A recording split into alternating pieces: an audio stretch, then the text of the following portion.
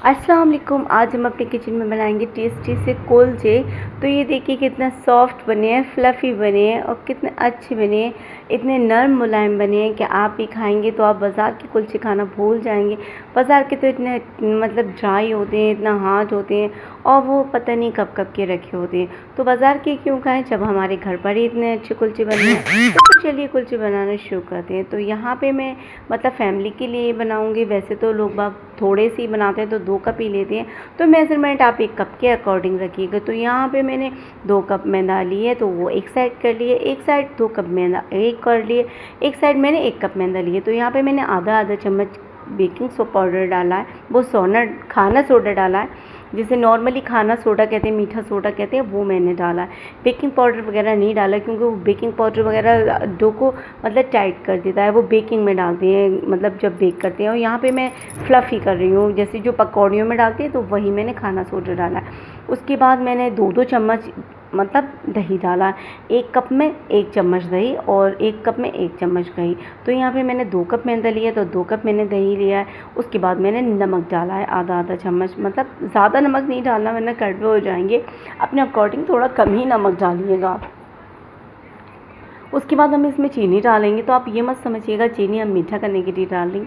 चीनी के डालने का मकसद हमारा ये होता है इसका कलर गोल्डन हो जाता है, तो ये बहुत अच्छा लगता है। चीनी से कलर टेस्ट भी आता है हल्का सा, कलर भी बहुत अच्छा आता है। उसके बाद हम इसमें दो चम्मच घी डालेंगे। आप चाहें तो रिफाइंड ऑयल भी डाल सकते हैं, बट मस्टर्ड ऑयल नहीं डालना क्योंकि उसका फ्लेवर बहुत ज़्यादा हार्ड होता है। उसके बाद हम 2 कप इसमें दूध डालेंगे, यानी 2 कप मैदा, 2 कप मतलब दूध, 2 कप मैदा, 2 चम्मच दूध, 2 चम्मच दही, आधा चम्मच चीनी और आधा चम्मच बेकिंग सोडा और थोड़ा सा नमक, और इस सबको अच्छे से मिला लेंगे। बस दूध हमारा तेज़ गर्म होना चाहिए। हमने दूध को काफ़ी खौला लिया था, उसके बाद लिया है, मतलब फ्रिज का रखा हुआ दूध नहीं होना चाहिए। उसके बाद थोड़ा सा गर्म पानी है, उससे हम अपना सॉफ्ट डो बनाएंगे। कैसे डो बनाएंगे? डो हमारा सॉफ्ट होना चाहिए। तो डो को हम बिल्कुल भी मतलब हाथों से मतलब आटे की तरह नहीं बनाएंगे, इसे सिर्फ पटक पटक कर ही बनाएंगे, जिससे इसके अंदर मतलब फ्लफ़ीपन बना रहे।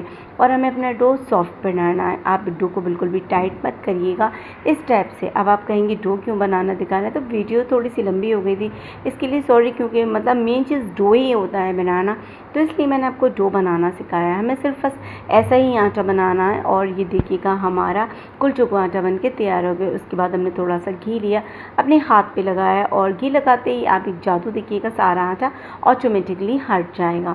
तो गर्मी का सीज़न है तो यहाँ पे मैंने 2 घंटे के लिए, 2 से 3 घंटे के लिए धूप में रख दिया था, जिससे बहुत अच्छा फर्मेंटेशन हमारा आटे में हो गया। अगर आपका सर्दियों का दिन है तो आप ओवरनाइट रखिएगा, क्योंकि ये तो जून चल रहा है, आज जून की 20 तारीख है।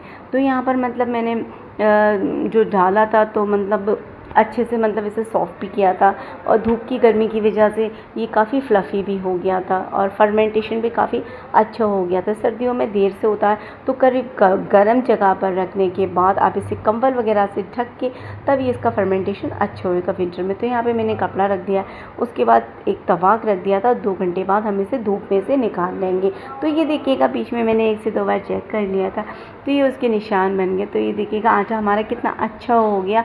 हमें सेम बिल्कुल ऐसे ही चाहिए, और जब तक आपका ऐसा आटा नहीं होगा तो ये समझ लीजिएगा आपके मतलब कुलचे जो हैं वो टाइट बनेंगे। तो हमें ऐसे ही एक मतलब लोई का आटा निकाल लेना है पेड़े का, और उसे सूखी मैदा की मदद से इसका मतलब गोल गोल सा बना लेना है। बस ज़्यादा इसे पिचकाना नहीं है, बस ऐसे ही कर लेना है। अभी शुरू में तो मेरा एक लोई भी मैंने ऐसे बनाती थी, बाद में तो मुझे इतनी आदत हो गई थी कि उठाते ही 1 मिनट में हाथ में ही गोल हो जा रहा था। तो यहाँ पे पॉलीथिन की जगह मैंने मैदा लिया है। आप भी आटे पे यूज़ मत करिएगा, मगर कुलचा लाल पड़ जाएगा, मैदा से वाइट रहता है। तो यहाँ पर देखिएगा इसी तरीके से हम अपने सारे पेड़े बना लेंगे।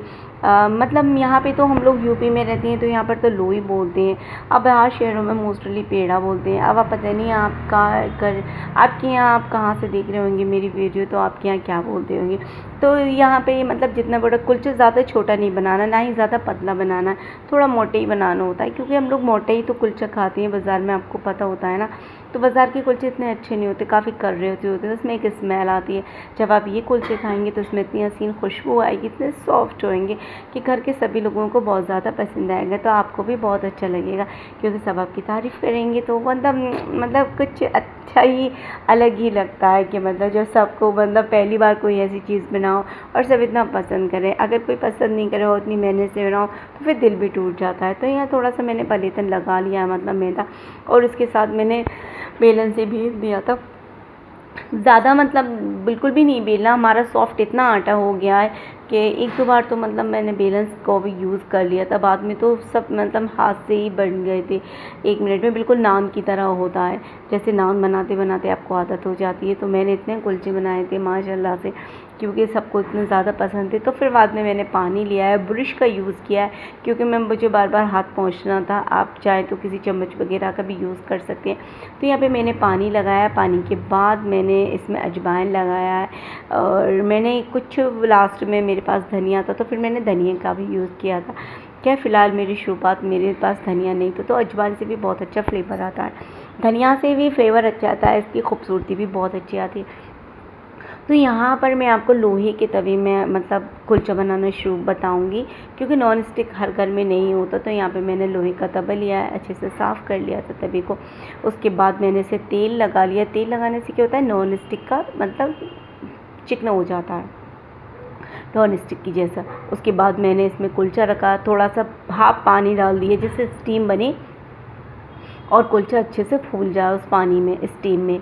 और यहाँ पर मैंने देखिएगा कुलचा कितना फूल गया, बिल्कुल भी चिपका नहीं। यानी मैंने आपको आज लोहे के तवे में भी मतलब कुलचा बनाना सिखाया है। तो लोहे का तवा वो यूज़ करना, घरों में मोस्टली मतलब 2 तवे लेडीज़ रखती हैं, एक पराठा सेकने के लिए और एक तवा होता है रोटी सेकने के लिए। तो ये मेरा पराठा सेकने के लिए तवा है, उसी तवे में मैंने कुलचा का यूज़ किया है। तो ये देखिएगा कितना शानदार अच्छा कुलचा हमारा बन गया है। यहाँ पे मैं घी लगा के सर्व करूँगी। मैंने छोले भी बनाया, उसकी रेसिपी भी आपके साथ शेयर करी है।